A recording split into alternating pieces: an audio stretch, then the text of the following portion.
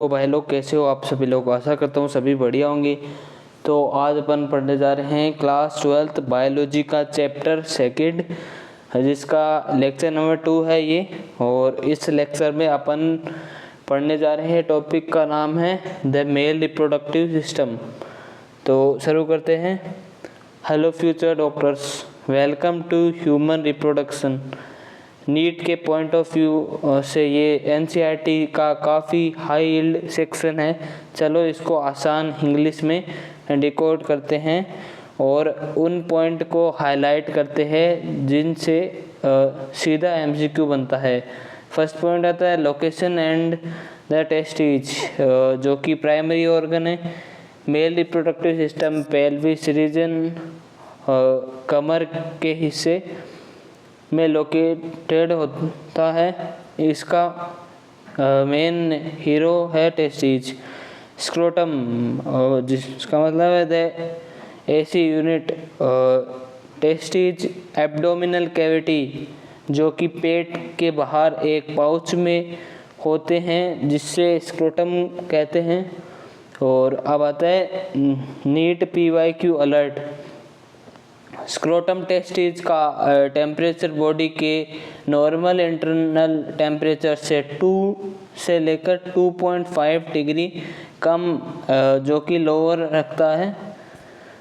ये low temperature spermatogenesis, जो कि स्पर्म बनने के प्रोसेस के लिए बहुत ज़रूरी है। डायमेंशन टेस्टिज ओवल शेप के होते हैं।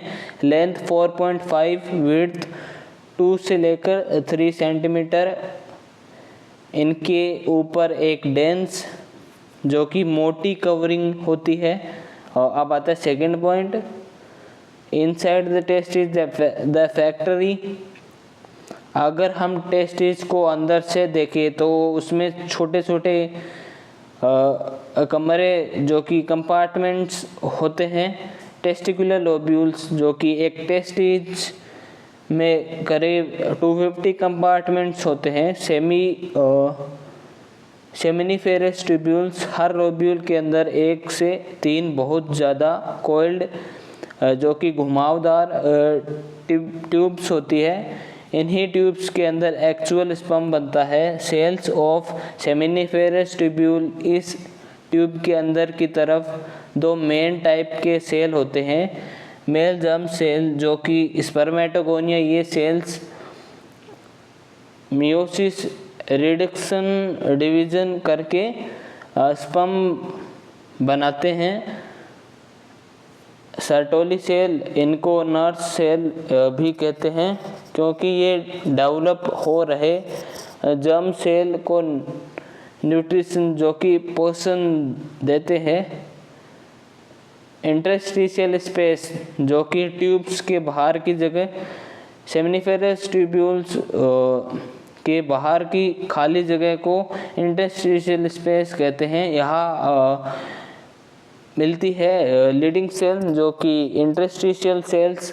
ये सेल्स टेस्टिकुलर हार्मोन सिंथेसाइज और सीक्रेट करती है, जिन्हें एंड्रोजन, जो कि जैसे टेस्टोस्टेरोन कहते हैं। यहाँ कुछ इम्यूनोलॉजिकल कॉम्पिटेंट सेल, जो कि इम्यून सेल भी होती है। और अब आता है थर्ड पॉइंट, एसेसरी डक्ट्स, जो कि द स्पर्म हाईवे। स्पर्म बन तो गया, अब उसको बाहर आने के लिए एक पाइपलाइन चाहिए। नीट में इसका सीक्वेंस काफ़ी बार पूछा गया है। निमोनिक याद रखो, RVEV। तो अब आता है फर्स्ट पॉइंट, रेटेटेस्टिज।